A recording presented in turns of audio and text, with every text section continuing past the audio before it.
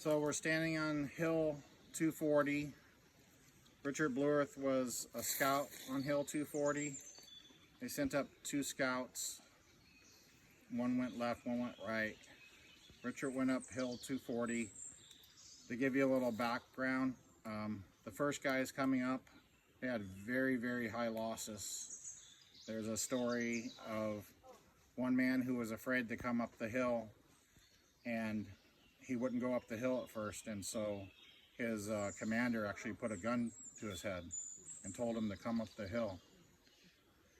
And then there's another guy actually telling the story, and he says often the guys that are afraid to go up are the first ones to die.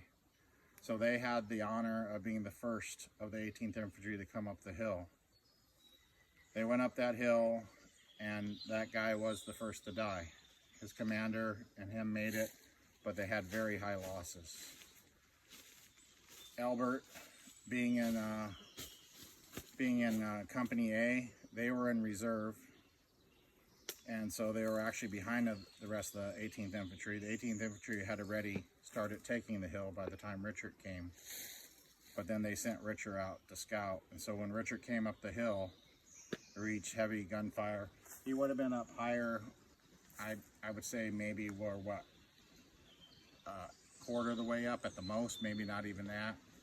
Who knows how far he made it up, but it wasn't that long. And then a sniper hit him directly between the eyes. Well, we're seeing lots of forest here. All these trees were cut down. There's a photo of the 18th Infantry in foxholes here. But we're thinking of Richard and his family today, and eventually Richard goes back to, he gets buried out here, and we'll be going to his